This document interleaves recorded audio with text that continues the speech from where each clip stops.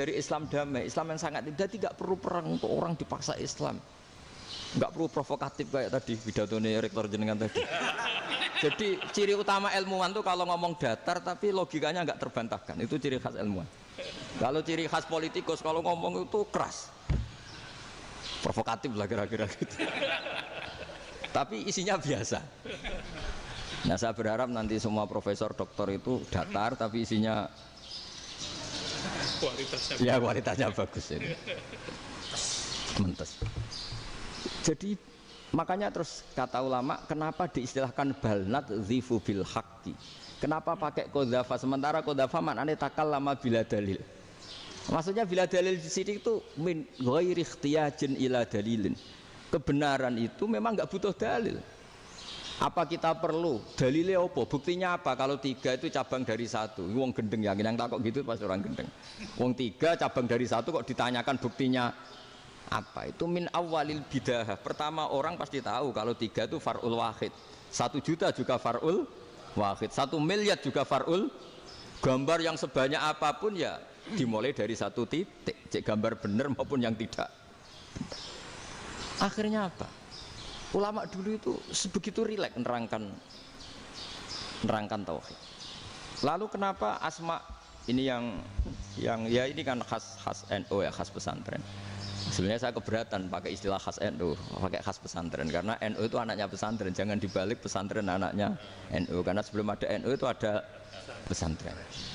Tapi kayaknya Unisma lebih suka pakai bahasa NU dan saya ya agak-agak orderan yang terpaksa disuruh ngomong.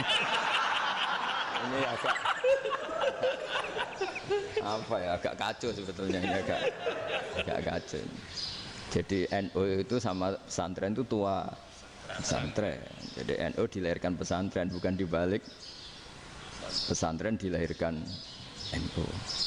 Sehingga barokahnya didirikan pesantren ini, kadang nyuwun sewu sekali berbahashim itu kadang ide besar beliau itu ora dituruti wong NU. Jadi Mbah Hasim cara kula kok dadi Mbah Hasim ya mangkel. Mbah Hasim itu ngarang meno kentong. Nggih ngarang meno beduk, tapi NU nganggo kentong.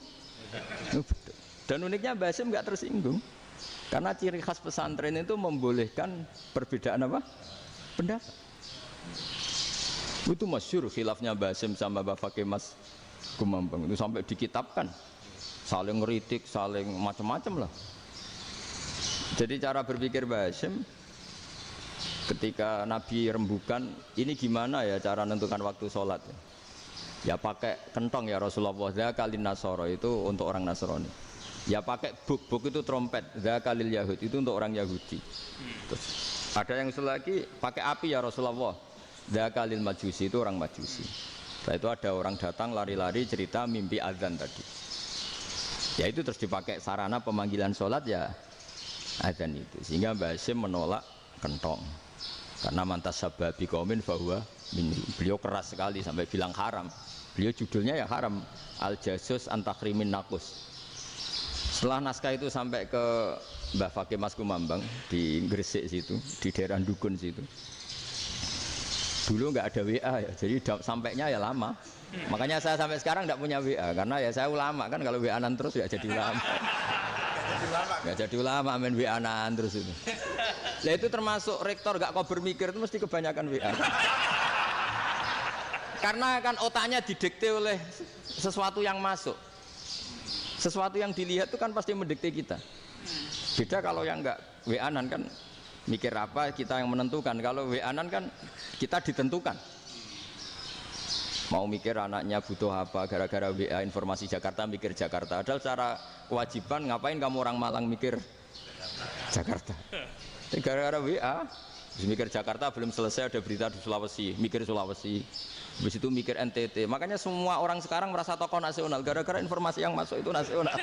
Jadi Mas Yo RT yang mikir gimana Gus Indonesia, padahal RT sampai lupa kalau dia itu RT. Jadi semua orang sekarang merasa tokoh nasional. Dan itu gara-gara apa coba? Akhirnya semua orang juga punya ide tentang nasional. Harusnya negara itu gini-gini. Jebule wonge sing duwe ikon itu sapa? RT. Ribet kan? Saya teruskan. Setelah naskah itu sampai ke Kiai Fakih Mas Kumambang, beliau itu marah besar. Ini harus dilawan dan saya bukan karena benci Mbah Hasyim. Beliau teman saya ketika ngaji Kiai Mahfud di Mekah. Jadi Mbah Fakih dan Kiai Hasyim itu teman ketika ngaji di Mekah. Terus cara ngelawan tuh lucu. Lucu. Gak ilmiah tapi gak ilmiah wong alim tetap ilmiah. Di mana-mana serupa itu tidak sama.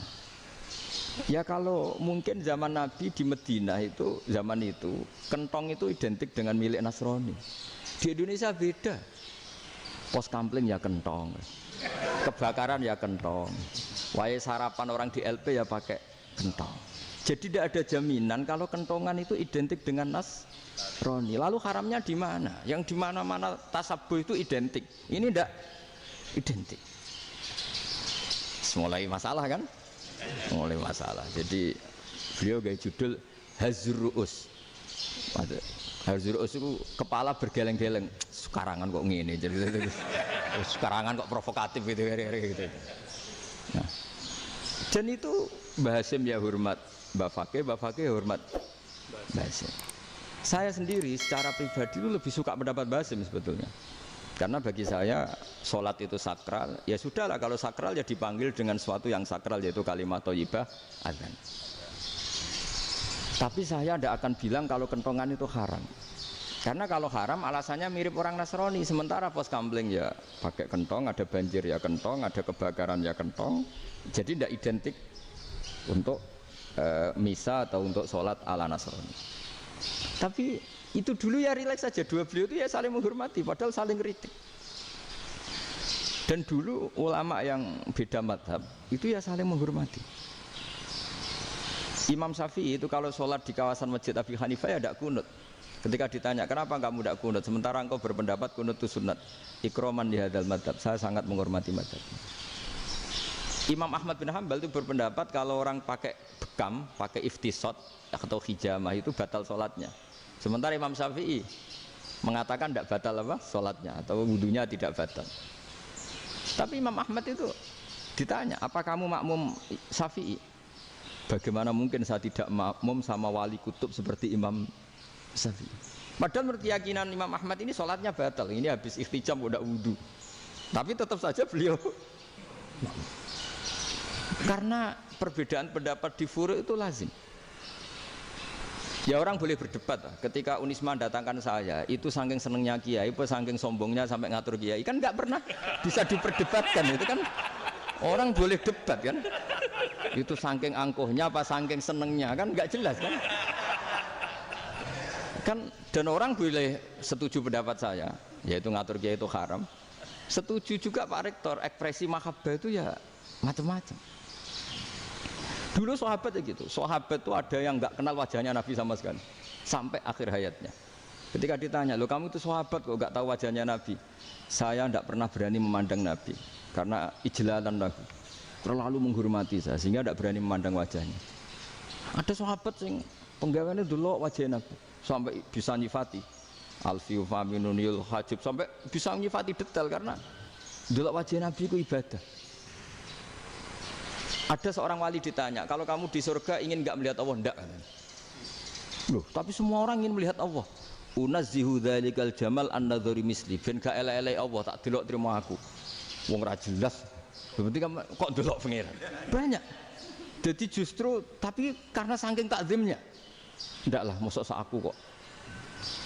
Makanya saya berkali-kali cerita. Menurut kesepakatan ulama, soft awal itu paling baik. Tapi banyak juga wali yang kalau sholat itu di belakang. Koyok paling bener yang kok ngarep gitu.